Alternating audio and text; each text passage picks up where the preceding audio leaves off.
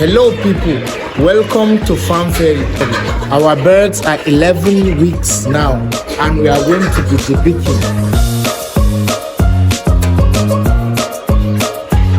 We cut the beaks of our birds to prevent them from pecking at each other and pecking on their eggs, and we use electric debeaker to debeak. We cut and seal.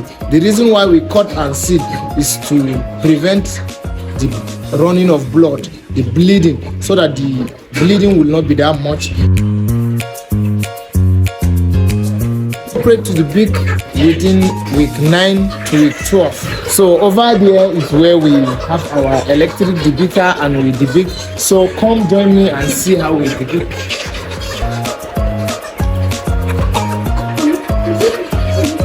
So I'm here with Dr. Lukman, who is doing the debeaking, and he will tell us more about the debeaking and the equipment used. Okay, good morning everybody. My name is Dr. Lukman. Welcome back to our series on Ferry, and today we shall be discussing debeaking. In as much as I don't like to use the word debeaking, because basically what debeaking means is a surgical removal of the entire beak.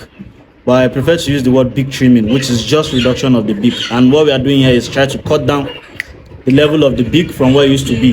Now, there are two advantages to debeaking, and one of the advantages to debeaking is basically these birds are known to be carnivorous in nature, and looking at the shape of their beak and what it looks like, it encourages cannibalism, what we call pecking, meaning they can go ahead and peck each other, and then that might lead to some losses from mortality from the activities of that pecking. And then secondly, by the time you cut down this beak, it also helps to control what is called egg wastage from pecking on the eggs, and then realize that your birds are consuming what should have been converted to money for you as a farmer. Now, this debeaking advisably usually done between week 9 and week 13. But today we are doing this on this bird at week 11. And this is basically the operation we'll be doing today. Now, aside the operation, I also like to explain the types of debeaking we have. We have hot debeaking and we have cold debeaking. Now, the hot debeaking, the basic concept of the debeaking is to have a sharp blade to cut down the beak. Okay?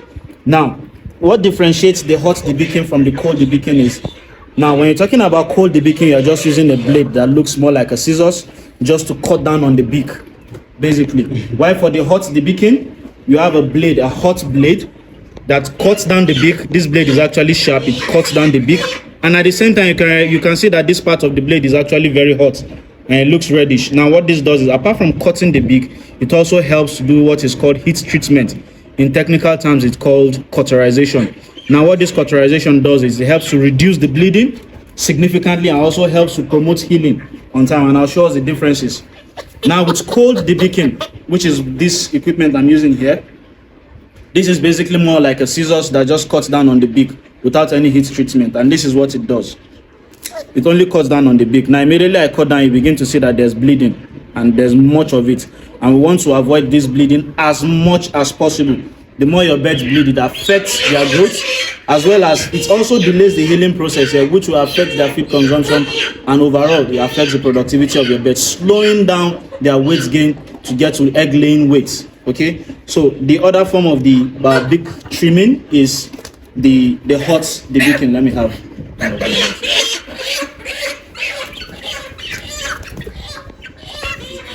now what this does for us is, using this particular machine I have in front of me, is it cuts the beak, and at the same time it uses the hot blade there to cauterize or do what is called heat treatment to reduce bleeding and also control infection.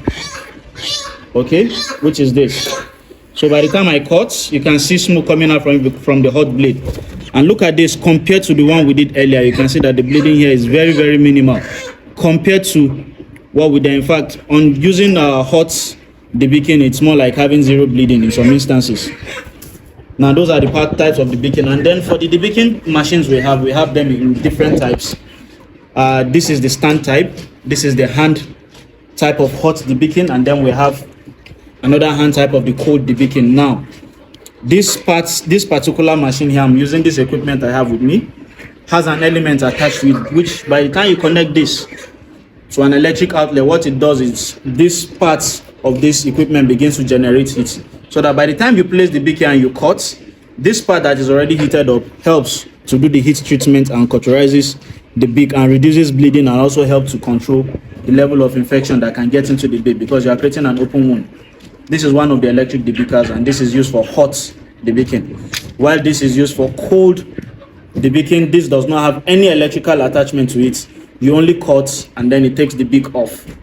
And with this, there's a level to what you can control in terms of bleeding. That means you are exposing the bird to their normal bleeding time, and at the same time, you will likely not have a good control of the level of infection that might get into the beak because you are creating an open wound. But with this particular machine, this does a better job. As it cuts, it also cauterizes, and it makes the work easier for you. Rather than exerting all the energy from your hands, you have some of the energy going from your legs, where this pedal applies pressure here and then brings the blade down to actually do the main cutting. So by the time I place my foot on this pedal, it brings the blade down and does the cutting, and then I can use my hands to have full control over the beds to reduce injuries to the bed and even myself handling the beds.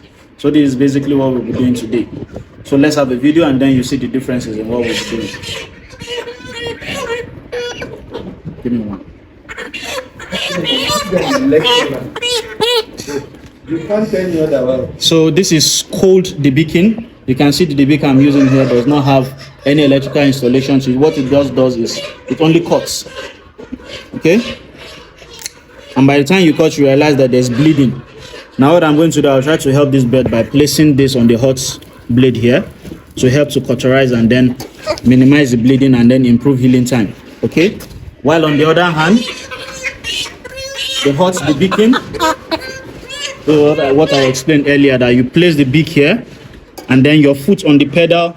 As it presses the pedal down, this chain pulls the blade down, and then you are able to get that pressure to cut the beak, and this cauterizes, and you can see the bleeding here is very minimal compared to what you have on the other one. Okay, now there's a basic principle to debeaking, and now you don't just cut the beak at any level.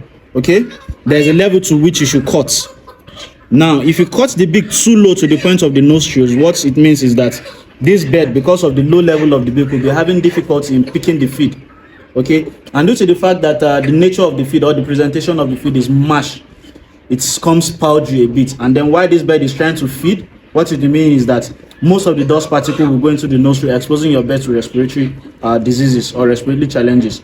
So what you need to do now, the basic principle of debeaking, is to cut your upper beak just 2 millimeters from the nostril, which is somewhere around here, and then the lower beak 3 millimeters from the same nostril. So you can gauge this by doing this, and then I already have what is called muscle memory, owing to the fact that I've done this over time. But for a beginner, you might need to begin to measure, and once you've done that over a couple of times, it becomes part of you. So we are cutting upper beak 2 millimeters from the nostril and the lower beak 3 millimeters from the nostril as well. So this is how the operation goes. So by placing the beak here, looking at the level of what I'm cutting, this gives you about 2 millimeters from the nostril.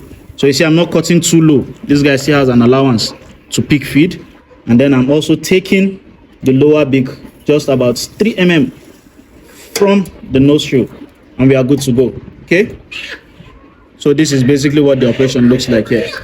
Now the idea of beak trimming is to take away this sharp part of the beak, which of course, when you have a bird with a sharp beak like this, once it pecks, you know, it exerts a lot of pressure, and then the trauma is much, and then you begin to experience bleeding. And owing to the fact that these birds are carnivorous in nature, once there's a bleeding, every other bird comes to that point and they continue pecking. Now if you look at the kind of drinkers we have our drinkers in red colors.